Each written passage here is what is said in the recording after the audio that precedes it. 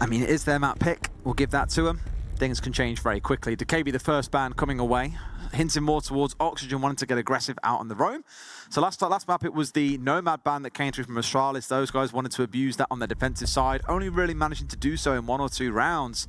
But the DKB here is for the exact same purpose. Just means the roamers have a little bit more peace and quiet to get about doing their business. Twitch also taken away with the small buff recently, Tim. 2 normal drones now and 2 shock drones. That's a hell of a lot of information being packed into one operator. So still quite strong and worth taking away.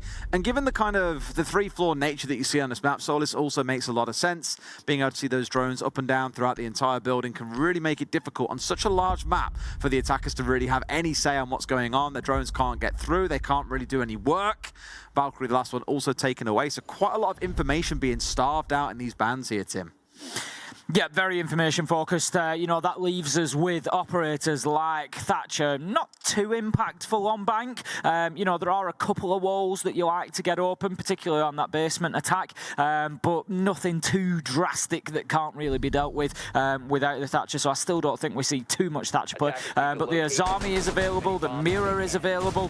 We see Azami picked up immediately, and down in basement, it's actually a little bit of a surprise that we don't have the Mirror brought along. Obviously, you know, one of the popular locations for being in that red corridor, looking onto the potential plant spot, just to give that information, either the Mirror or the Pulse. You know, you play Pulse inside of gold bars, and he can, again, tell you if the plant is going down. The Nitros can be put onto site. We've got Goyo, we've got Capcan. Sometimes they just need that little bit of additional info to make sure they're hitting the right spot. I'm just looking at that lineup from Astralis and just thinking, this just screams execute there. Okay, the Ying being taken away a little less so, but even with the potential smokes coming out from the Jackal, the Monty on side as well, I am expecting, I've only just realised actually small change that we've had to the overlay there, Tim, in the droning phase. You can see for the attackers what drone they're watching at any given time. I've only just noticed that. Because often during the prep phase, we're so busy talking a bunch of crap that I don't look at the screen. But now I've just noticed you can see, okay, Forest is watching Shuttle's drone or he's watching Iconic's drone. Nice little touch. It's a nice addition. That's been there now for months, so I'm going to feel so silly, but I'm pretty sure it has. Pretty sure it has. Why'd you do this to me? Why not? Right. Round 1. Oh. Kill 1. Newers is going to take out a shuttle at the beginning of the round there, and I feel like maybe that's what OXG needed. I was going to say, coming in here, I want to see a bit more unpredictability, but predict that. Jane, I know, goes in and absolutely slams Foxer inside of open area there, but a second kill comes in to take down Iconic as well. Oh my God, he gets a kill. And it's just going backwards and forwards this. We find ourselves in a 2v2, Des, in less than a minute. Can we stop, please, and slow this down? Like, we were getting ready for a really well-executed game, and a real cool setup with Smokes and Monty, but instead it's ended into absolute chaos between the two teams. Everything is burning, but this is fine. There are still Smokes in back pocket they can work with here for Forest. He might be the real bastion here that gives some semblance of control, but the thing I'm worried about is there are 2 C4s in the back pocket of Oxygen here. One for Sweater, one for Newers, which means even the Monty isn't safe. Doing a good job of taking out those Goyo canisters, but there is bulletproof camera right ahead that you can see just feeding all that information in. That's what I talked about, having that information to support those Nitro tossers, both of them with a Nitro in hand. So you really need to start getting a move on with this Forest, really, to start burning out that utility, because there's no way you're going to get away with a simple plant here. You know exactly what's coming. Well, plant behind him, yeah. But guess what's coming? Whee! It's a C4, bam! A lot of damage to the Monty. Not yet dead, but there is still yet another one to come. Even if we didn't see the Vulcan canister doing much, there'll be another C4 coming over, but that one's short.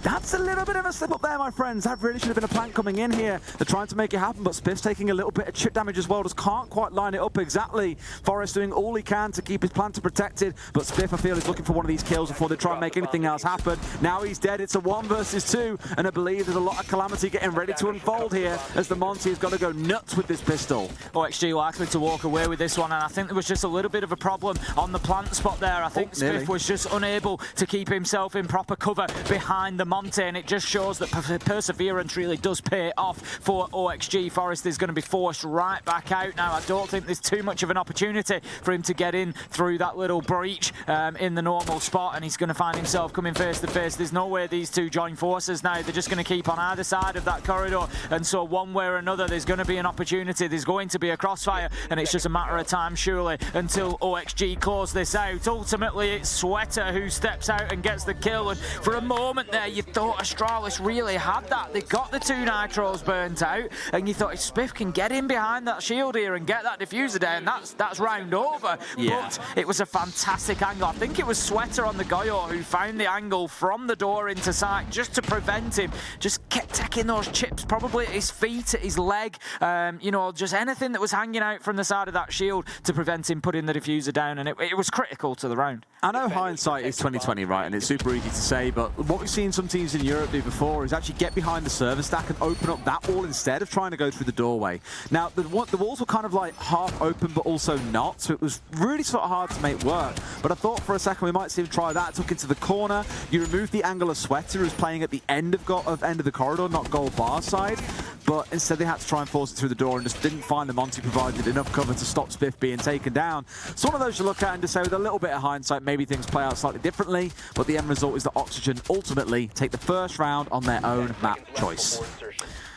We're going to be heading up to top floor then. CEO for OXG to defend next of all. We've already got the setup down near elevators. The double wall has been reinforced off. That's going to prevent that long angle down to vending machine. But with the Hibana on side for Forest and with Spiff and Selma's in hand, I would expect to see that opened reasonably easily. And that will cut off a lot of the site rotations. The interesting point to watch out for Astralis' attackers then is which side does the push come from. But look at this push, Des. We're about 15 seconds into the round. We've already got Iconic taking command of Square Skylight, but I don't think he knows that Sweater's underneath him, Des. Or if he does, then at least he's got himself into a really commanding position that Sweater also doesn't expect. So it's going to be a who figures out the other one's there first. Sweater, I imagine, will have some support coming in from drones at some point. So if Sweater wants to make a move, it needs to be soon. I don't think that Sweater knows that he's above him. There you go. That's the answer, because Sweater, Iconic has moved so fast.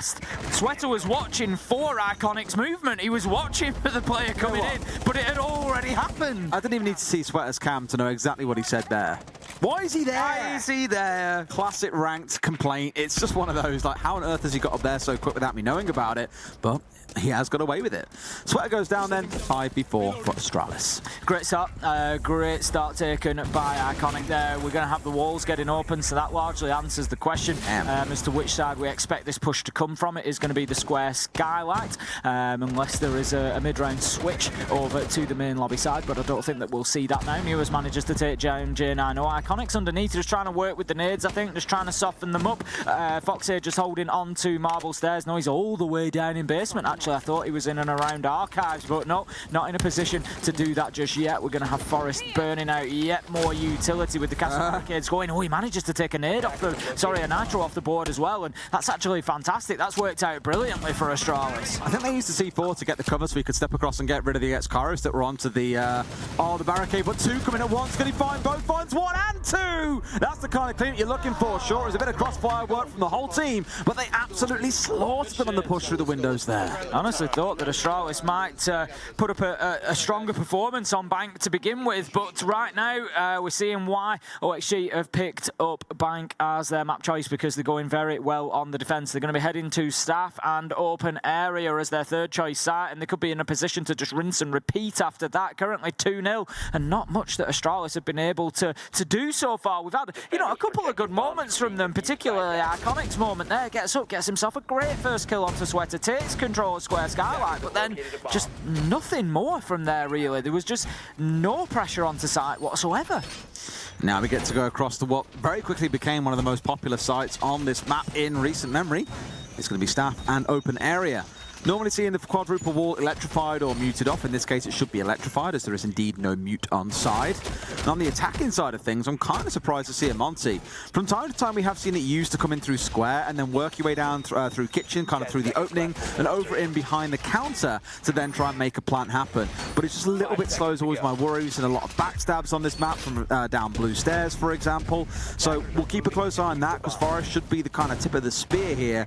Not the one to get kills, but the one to charge for board on their executes. Because like I said earlier on at the start of the game, we've got two of the best planters here in the world in the form of Forest and Dream, 3rd and 4th globally for the number of plants throughout 2022. So you know full well the objective focus is #1. Iconic has once again come in aggressively, this time on the gridlock, so maybe not quite as quick as with the Iana, but is at the top of blue stairs and is starting to draw out that square area, looking to take some control, but they know that Vertical's inside of Archives now. There's a challenge potentially coming from Electrical, and that could be a bad time to move away from that angle. He might find himself just going hard into a line of sight here, but Astralis are not messing about, as they are rushing straight on in.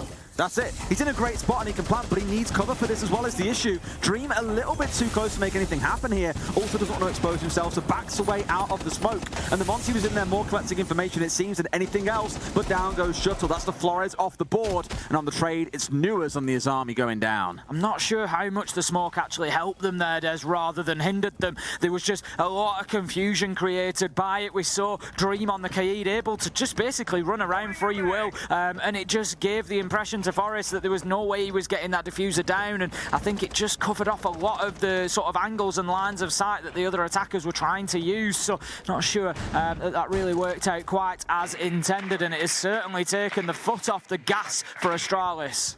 I think they've tried to do too much with not enough.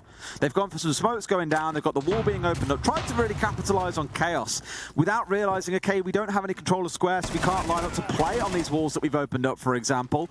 And it just means they have to undo the whole attack and sort of start again from zero. They've managed to at least find one back on their side, which is okay. It's a 4v3. The Monty is on side, for example, but they've got about 60 seconds to make this work still. A little bit of a problem for OXG now is that two of their members have been pushed into a very tight area there. We find ourselves now in a 3v1 effectively, with Vertical taken down and a Monty left on the board. It was surely a matter of time. It's going to be Spiff who manages to get that final kill onto Foxy, and Astralis, they managed to get themselves their first attack, taking that tertiary site, and it at least gets them started. Okay, it's a starting point. It maybe wasn't the cleanest way that they wanted to go about doing it. We spoke about the Monty kind of being a bit of a messed up execute to begin with. A couple of questions will have to be asked of Vert as well. I'm not quite sure what he was trying to do, where he was trying to position himself, but he just got caught completely blindsided there whilst he was trying to work his way across the top of those sort of screens in open area. Gets himself shut down, and it's a death that really didn't need to be happening. Down into the basement we go. I wonder if we'll see the Monty brought out once again. Last time around we had the Ying being hovered over. It did get picked away under attack of Repeat before the round got underway. But personally, I'd like to see it stick. Let's try something different here, because although the Monty is good and we've seen it can be valuable, it hasn't been the go-to that's working out for Astralis. Yeah, it's not really got the job done yet. No. It gets halfway there. Yeah, given another chance, maybe it does, but it's not going to be another chance this round. Astralis then, it pretty much plays into what we saw on board there. As I said, Astralis, better in those situations where they have to adapt, where they have to think on their feet, and that was exactly that sort of situation. The initial execute didn't work, they had to back away from it and say, right, let's start again, how else do we do this? And they got the job done, so well played to them. This time we're going to have Dream getting really aggressive onto Dirt Tunnel there. He's just waiting with that shotgun for someone to come around the corner, but I don't think that's going to be the case this early into the round. Alrighty, let's see how they can make do with the Jackal as well to hunt down those that are trying to do a little bit of danger around the map, but also that Ying is going to be the big focal point of this execute. With the Hibana on side plus the Buck as well, they've got enough to get all these hatches opened up. There are 5 in total that you can look at opening up for this site. With the Hibana only having 18 pellets means you can only get 4 of them open. Ergo, you do need some hard breach pellets or hard breach gadgets on side if you do want to look at getting the rest of them opened up. For me though, again, it's about the Ying, it's about the smokes, it's about the Candelas, so keep an eye on where she heads to and where the execute begins from.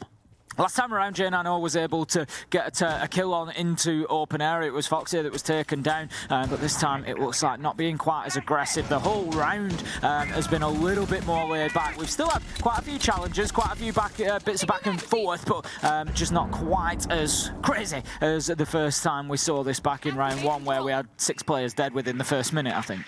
Absolutely. Tell you what, it's only day 1 and my voice is already like, yo, chill. It's not done anything for I know, it's been months. Yeah, it's been a quiet one. Spiff, though, not having a quiet one. He was a little bit quiet to begin with on board, but really warmed into it towards the back end. I think what he saw 11 and 8 towards the end of things. So showing that it doesn't matter if you haven't played in T2 or T1 before, you can still perform at an event like the 6th Invitational. And what a first event that is to get to play at, Tim. 100%. It's a dream, isn't it? You know, it really is. It's the platform. And the thing is, you know, whilst we can say there's a bit of pressure on Spiff to perform, you know, they need everybody firing on all cylinders. At the same time, you can look at it the other way and say, you know, there's not too much pressure. You know, how much expectation is there on a player to walk into SI and do the business online immediately? You know, it does remove it a little bit. We're going to see the Candelas going in now. Sweater is just full white flashed, and there comes a perfect timed push from Spiff as he manages to get himself one, walks on into sight as well. There is a second if he keeps going, just through near the elevators, and he finds him. Great push from Spiff. He wants more, Des. But the plan's still going down as well, and they've got the kills to show as well. That's beautiful collaboration play coming out from the team. Sometimes with the Ying Candelas, you'll see him come running in, and the Ying is the one to be the spearhead, the one that drops in first, because of course she doesn't get full flash.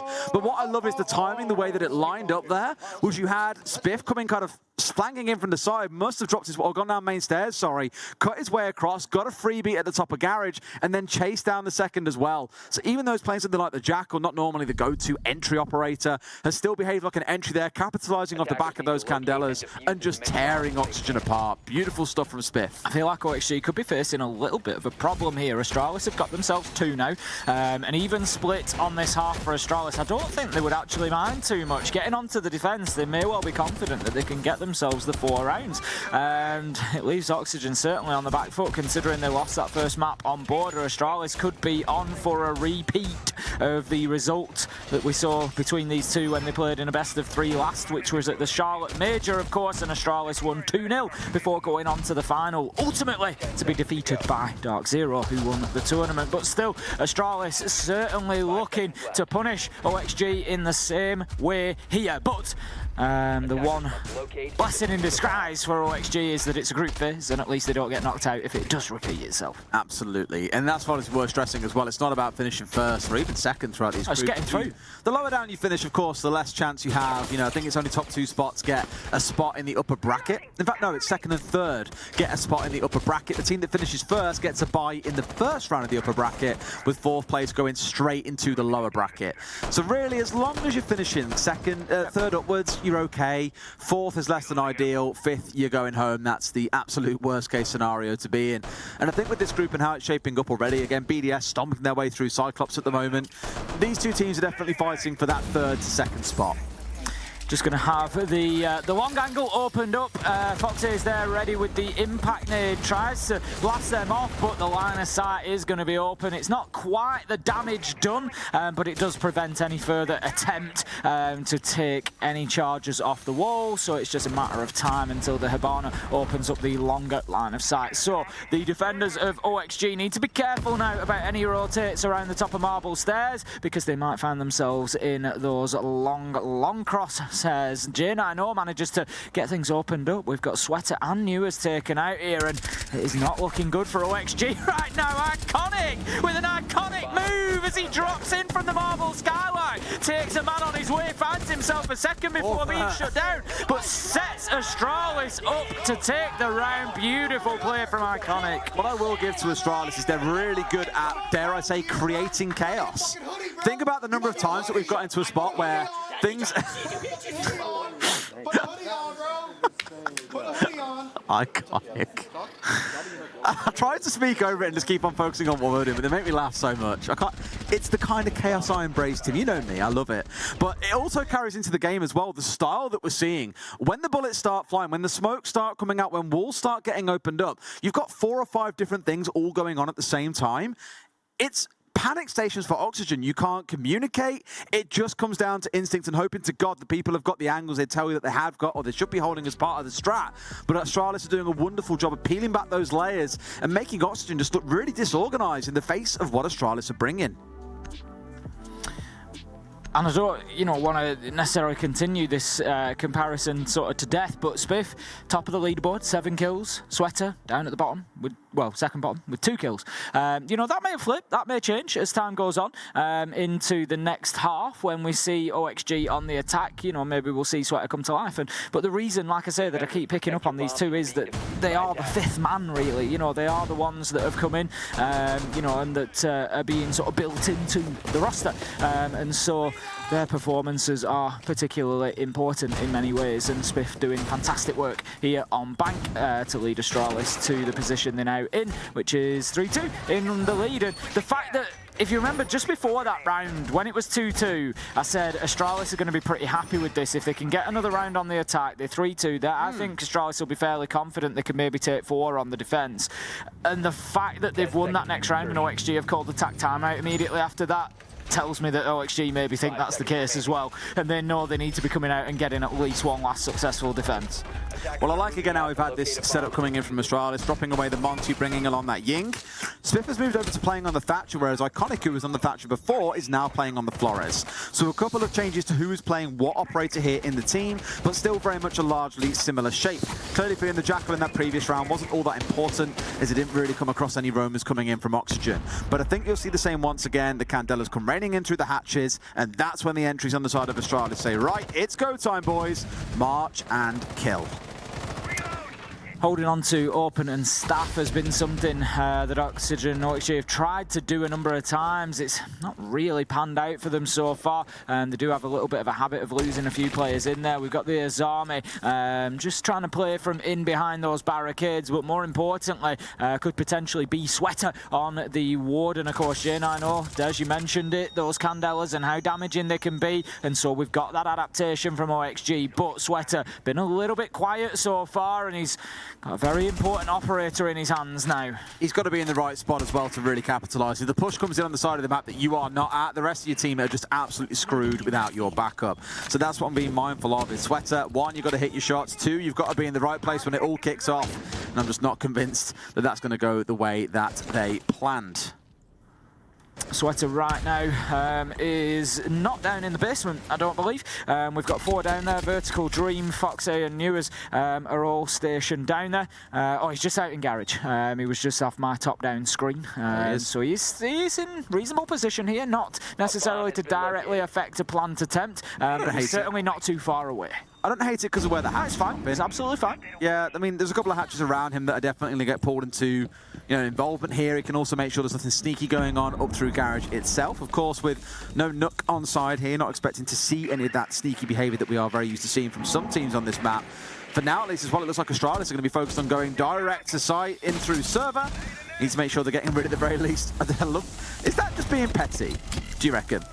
Look at this. The plant's already going down. Forrest isn't messing about. He's just going straight in there, looking to bait out utility. But there comes the shots from Sweater. That is what OXG needs from the Warden. A brilliant moment within the round for them. 30 seconds left to go. Diffuser needs to be collected. And Astralis, they might just need to regroup here, Des. They can't surely be held back entirely by one person here. Going to try again. And there we go. Iconic comes in and makes magic happen. But it's 2 kills back for Oxygen. A 4v1. J90 left alive. All on his lonesome, and Oxygen with a much better closeout there. We said the Warden had to be in the right spot, and in the right spot he was. Well, we had a 3-3 half on border, we had a 3-3 second half on border, and we've unsurprisingly had a 3-3 half on Bank. Very little to separate these two teams at the minute.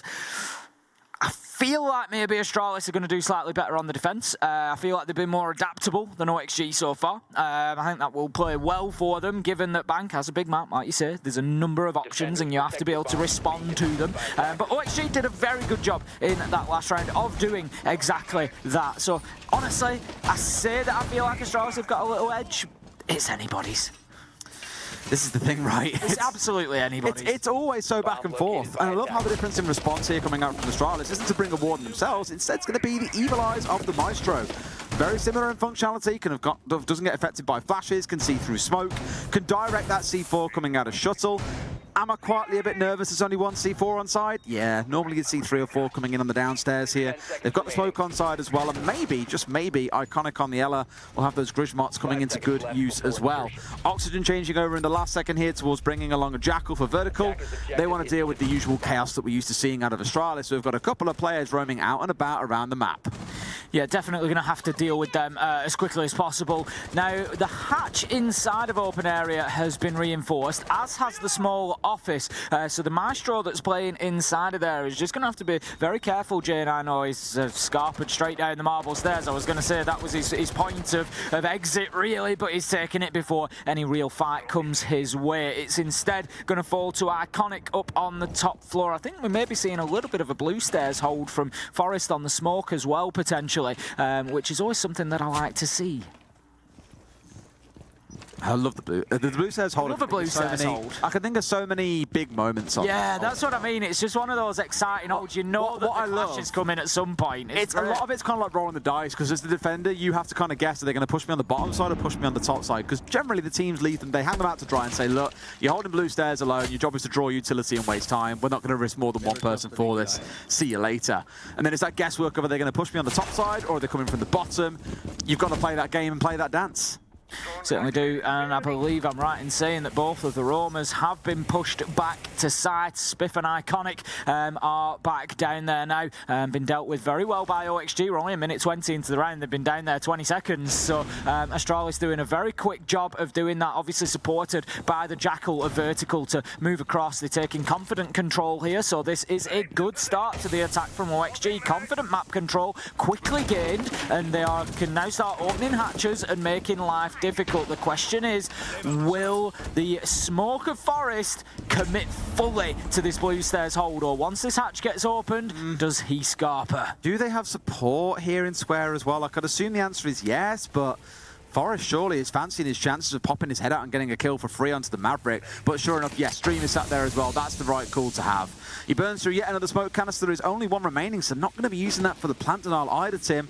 Relying solely on the C4, a little bit risky. Another one comes out, and this maybe is where I'll back away at this point and say, yep, you know what, forget about it. We aren't going to try and hold to blue stairs anymore, as clearly they don't even want it. I love this. Iconic has stayed inside a server as well. They're going to have to. Iconic stayed inside a server, and I just don't think that they were that comfortable pushing in, you know, to that amount of pressure. But Foxy is going to drop down, get a kill onto Shuttle. J9O goes big. Can he get another with the Alder? No, the kills all go in the favour of OXG, and all of a sudden, it's down to Iconic. It's 1 versus 3. The nade comes in, forces him to move, and Newers is just sat there waiting, clamps his jaws shut, takes Iconic out of the round, and that is going to be OXG getting themselves their first attack. What I love was that was just so clean and simple. It was really nice attack. Like, there's no frills in that. There's no use of Candelas, for example. They just get 2 stacked up on the lobby hatch. They chuck a flash in to block out the Maestro. The rest of the team are convinced of how focus coming in on server side because of the work from Maverick going in over there, and they simply drop in. Last player left alive gets an aid at his feet,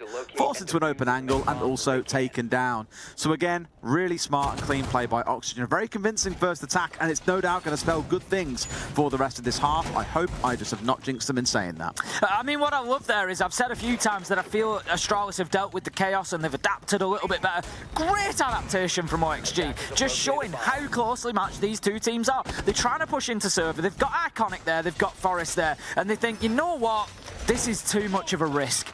This is difficult. I think when you start going through that process of opening the hatch, you're sort of waiting for the reaction in server. You're waiting to see what happens. Are these players going to disappear? Are they going to take their opportunity to get back to site? Or are they going to hold on to this with their life? And the answer was clear from Forest and Iconic. They were going absolutely nowhere. So at that point, OXG just said, you know what? We've got lobby hatch open. Get down there. Let's find some kills.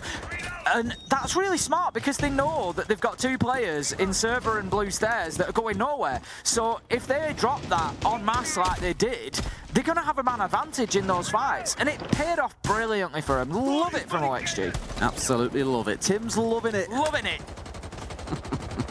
The new McDonald's spokesperson. Deploying drone. Right.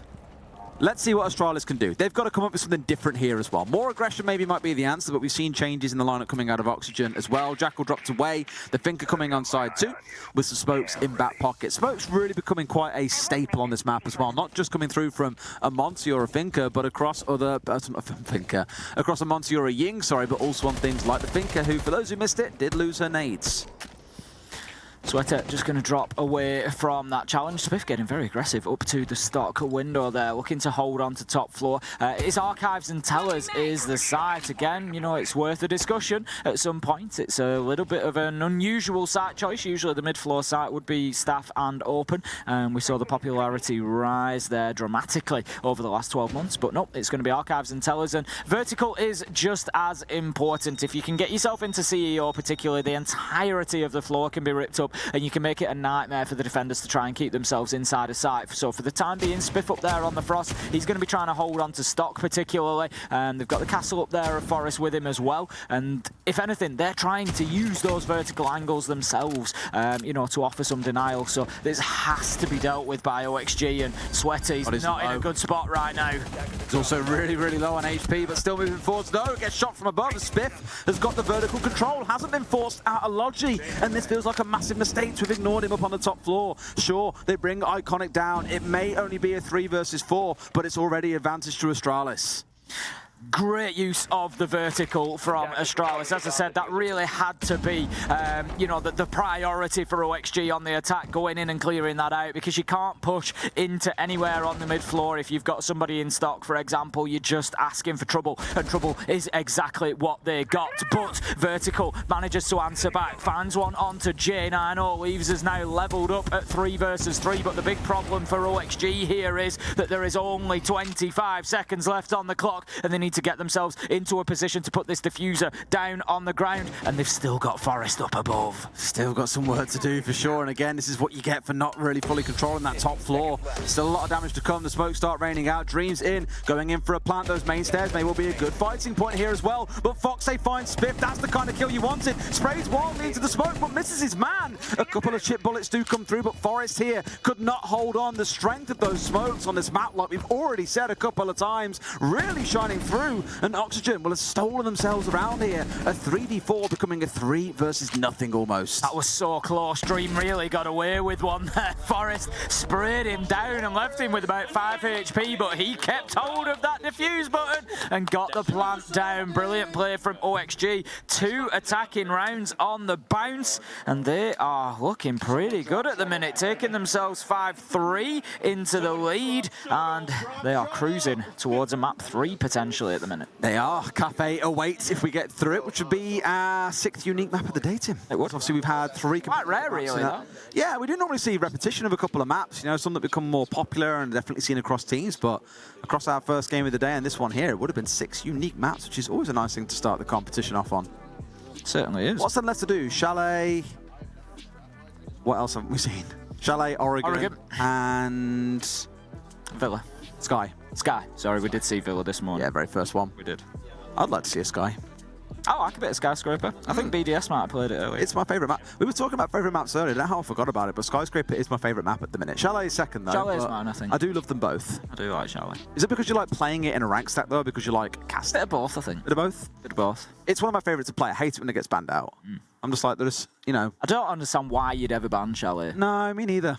I do really like it. Yeah. You know, my little guilty pleasure in ranks is Canal. I had to grow to like Canal because I get it that often. I just seem to attract Canals. And I have actually grown to, yeah, it's grown on me a lot, this Canal. It's grown on me a lot. It is a firm favourite. Iana Demon on that map, me. Or Hibana, play either or. It's, you know, I can take it or leave it, but I certainly don't. Need to play some more ranks soon. It's been a long time. I've played quite a lot. 160 games, did you say earlier? Yeah, I think I'm above that now, yeah. I've played quite a lot this season. I'd hate to see how many freshers played. Oh, he puts in the numbers. Even out here, he's got a whole setup in his hotel room. Yeah, he puts in the numbers. I brought a mouse pad, but I haven't come fully equipped. Like he's got. To be fair, I've got a full setup. Yeah, I've got everything to play, just not the right. I've got a MacBook rather than a laptop, so I can't play. Yeah, I've got a full setup. But yeah, I've played an awful lot. This is a lot of fun. A lot of fun at the minute. Got myself to Emerald. You know what I'm always super excited about is seeing the reveal. You know I love a reveal. Is it 18th of Feb they said it was down for? It'll be one of the days when we're in the. Is that the Saturday? I want to say it's the Saturday. That's the Saturday. The finals on the 19th. Indeed, yeah. I just love, especially the yearly reveals, because there's all the big stuff coming in that next year. So much in them. I love them. Very excited to see what's going to be announced there. So make sure you get yourself tuned in for that in about 11 days' time. Let's keep watching and see if we can get a reveal on who the winner of this map is. With 5-3 to OXG at the minute, they are on the attack, and Astralis really need to start putting these roamers to work. We've got the Oryx out there, Forrest. He's going to be trying to just get a little bit slippery, get himself into the basement and try and get that movement up. But again, OXG are moving in and are taking sort of bits of control reasonably comfortably here. They've got themselves into square skylight. They want that top floor control so that they can get above the site, which is, of course, open and staffed. And they're doing pretty well at it so far. They are. So one thing I'll give to them is the thing from both teams, we've seen really good movement in the early rounds to get good control. It's been very much the same here now. East side control established, got one pushing in from ATMs as well. So very much looking to set up this, not crossfire, but a pincer push coming in from both sides. And now are even starting to look in towards getting admin opened up too. A small difference here, the rotation hole was reinforced off once the players have moved back through it. So Oxygen now need to bring resource over in the form of the Ace to get that opened up. But it looks like it's going to be the go-to play and things should start being able to move forward, even joined out by the Impact EMP to keep things moving nice and smooth. It's great progress. Great progress so far from OXG, and they've just made life very, very uncomfortable for the defenders inside of sight. They're going to cut that right in half now with that angle that they've just gained from Archives. So the push is going to continue, and we can see now that the defenders, they're having to move out of sight. They're going through metal to marble and just trying to get any sort of angle that they can. We get one kill going in either direction. Dream manages to find Shuttle, but then he gets traded out, leaves us 4 versus 4. Spiff manages to find Sweater, and Astralis are fighting back. They're in a 4 versus 3. 40 seconds left to go though. Oxygen, they don't need to panic just yet. Tim, they've already won a 3 versus 4. I have full confidence they can do it again. Just like this, down to a 3 versus 3. Plant is going down exactly the same as before, and it does feel like they're in quite a lot of control here. One gets put on his backside though, and they can't even finish off on the plant here as well. Vert, a really good call to pull off there and take the firefight, but it feels like once again, Oxygen are going to go big in a numbers deficit as they pull it down to a 3 versus 1. Once again, it would have been twice they pulled it off, but Spiff is the last one left standing. Now has to fight back into his team's own utility, but simply can't do it. Oxygen with 2 big clutch 3vx's. Beautiful example there of how that defensive utility can be flipped on its head sometimes, and the attackers can use it against the defenders. The Kiba barricades coming in clutch for Vertical at the end there, just able to take that long-range peek with the Lion after getting the diffuser down, gets the job done, and OXG are flying on bank right now, and they are looking like they could be about to make a big withdrawal, Des, as they're looking to take us to map 3, taking a win along with them. Oh boy, I'll take a third very happily, Tim, because actually, I won't lie, Border was a little bit of a cluster mess. It was back and forth between the two teams. It was very messy with all the long angles on Border. Bankers felt a lot more entertaining seeing how the teams are set up for some really good executes and kept themselves marching on forwards. Going in towards Cafe, that requires a lot of team play. It's about timing, it's about the drone work. It's even more structured than what we've seen on Bank. So we've got from the chaos of Border through to kind of a mid-ground on Bank, and then it'll be a really structured game coming in on Cafe. So actually, give it to me. I'll take all 3 maps. I want to see how that boils down. This could be it for Astralis. There are no more mistakes available for them on Bank. They're going to have to get it done. They're going to have to get it done here and now. They've gone downstairs. Interestingly, the mirror has been brought along this time. It's not something that we've seen consistently so far, but obviously it does offer great visualization of that plant spot. Interesting to see the teams not reinforcing the plant spot wall as well. Understandable. It means that it just can make it a little bit more difficult for the attackers to actually open the wall up. If they don't bring soft destruction like Ash or Zafir, you know, they've got to get in there and put a charge on the wall. It can be shot off. So really, that's going to come down to Vertical to get one of those Roteros in and maybe just open that up to allow Dream to get in there and start putting that diffuser down. Absolutely. Well, I like with the Gridlock coming back out once again. We saw that out of Astralis on their attacking rounds as well. Iconic charging forward with that operator. More so to get into position ready to hold the longer angles, but we did see it become a part of the execute later on. Recently buffed as well to have 4, well, say recently, it was a good 6 months ago now, but buffed to have the 4 tracks rather rather than the 3. The smokes, as I've said a few times now, have been ever-present for both teams throughout their attacking halves, and it's the same thing coming out once again. Now, Iconic really digging in deep here as well, deploying 3 of those keeper barriers, all the ones in back pocket to hole up here in this bottom corner. And the one on the soft wall behind might look a little bit strange, but they don't want to commit any reinforces up towards that top floor hold, as it is only temporary, so putting it on the wall to stop you being shot from the top of those stairs. No information for Iconic there. He's just unaware of and perfectly lined up he was onto Sweater, but Sweater is able to continue controlling the top of square there, but they have to deal with Iconic. They cannot leave a player. We've seen at SI's past how devastating a player can be from that sort of location onto a server push. 1 minute 10 left to go, and they are limited on time to do something. What they can do, though, is just leave Sweater in position on square skylight. If they've got everything they need downstairs to be able to start getting a plant down. Ooh, but Sweater's down at the bottom of blue stairs. Who is watching square? I thought for a second then those X-Cars might be too far apart to not get off exactly what they need here. Now, they should be able to get rid of the mirror window at the very least, but there is still more work to do. It's good pressure coming in. I like that they've got the longer angle opened up on the single wall as well behind the server stack that gives them this angle straight through here towards the back of site. Now, out come the smokes. What can they do? As already the Iana is starting to march away forward. Nuaz has found 2, makes it 3. He's decimated from the top of the ramp, and it looks like Oxygen, especially Nuaz, have done enough here to get it over the finish line. A 4v2.